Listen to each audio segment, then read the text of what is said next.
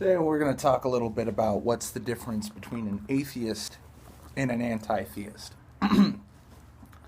In my discussions and debates with creationists and biblical literalists and other religious fundamentalists who hold very dear the ideas that 100% of the Bible is true and every teaching and doctrine is set in stone and that God is unchanging and that God is the source of all things good and is the source of morality and morals. I tend to let them talk more than me, and I usually don't argue with them very much for multiple reasons, and I'm able to have discussions that go on for more than 5 hours at a time without any shouting over or railroading or getting stuck on a topic or having an argument. It's usually a discussion. And I pride myself on being able to communicate with them without, perhaps to some detriment to myself and my motivations, without trying to challenge them very much. I cannot record a video ever without a cop siren. This is hilarious. Anyways, move a little bit closer, you can hear me over that nonsense. I live right next to the police station. With myself, priding myself on not needing to, or commonly resorting to, speaking on my own channel or to other Christians in a disrespectful or mocking tone, people would think that I'm a pretty friendly atheist. I self-identify as an anti-theist. And what makes an anti-theist is very easy to explain. I think it was Eric Hovind showed up to the Reason rally last year, and he ran into Aaron Ra. And Aaron Ra said that he was an atheist because there's no good evidence and hardly any evidence of any quality with which to base the belief that God is real and Christianity is true upon. It's completely unfounded, and that's why he's an atheist. So Eric Hovind asked him a very good question.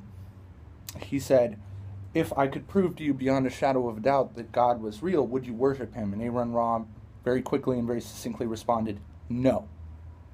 That is what an anti-theist is. Now I want to tell you a story. I'll try to be pretty quick since this video has already gone on a little bit. When I was, say about 14 or 15, let's say 15, I lived in Carrollton, Texas, and the whole town had a problem with fire ants. In my yard, there was a fire ant hill, and it got to the point where it was a pain in the ass to mow the lawn or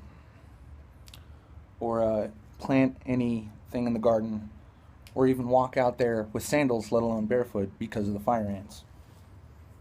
And if the fire ants had just done what I wanted, would have just kept to their own corners and not killed all the onions in the garden, or if they hadn't tried to mercilessly bite my feet when I mowed the lawn, or if I wanted to lay out and sunbathe or something like that. Well, that's a lie, I don't sunbathe, but my mother did. And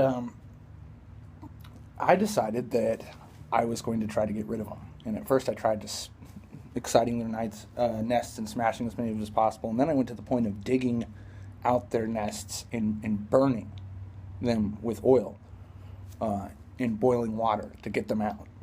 And that's how I eventually got rid of them. Now, was there a good reason for me to do that, to destroy this civilization, this ecosystem? Well, yeah, they attacked me all the time and were destroying my house and my property and trying to move into my house and get into my kitchen. Well, I had a good reason. And could I do that? Yeah, well, I successfully got them the hell out of my yard, either by killing them all or by getting them to move. I'm not entirely sure which. The question is, was it ethical for me to do that? Because the ants were just doing what was in their nature, and they were just defending themselves and protecting themselves and trying to promote the expansion of their society. Was it ethical or moral for me to destroy them? I would say probably no. That is a moral gray area because could I destroy them? Yes. Should I destroy them? Well, I had good reasons to. But were the ants evil to do what they were doing? No. Was it necessarily good for me to have destroyed them? No. I wouldn't say so. Now, they would say, from an evolutionist standpoint, a Christian would say, well, whatever's right is whatever I said was right because I could crush them. And I want to ask you, do you think it would be any different if I was the author of the yard? What if I had created the ants for the explicit purpose of obeying me, and they didn't? Would it then be moral that I destroyed them, and it would be immoral that they rebelled against me? Could you say either of those things? Now, what if ants were thinking, feeling, rationalizing creatures? What if the ants were little people and stabbed my feet with spears when I walked amongst them and stole from my great house? And would then it be more moral or less moral then if I had destroyed them? See, if at any point you get a Christian to be honest about why God is the author of morality, they basically say, He created you, He has the right to do whatever He wants with you. That is the opposite of moral. That is a totalitarian, oppressive dictatorship by divine fiat. That God didn't author any morality under these circumstances, because whatever is quote-unquote moral is whatever He says. And that automatically makes it not moral. It's just rule by might. Even if God and everything in the Bible is true, and even if He didn't, or even if my mother and father didn't create me, but God did, would I worship Him? No.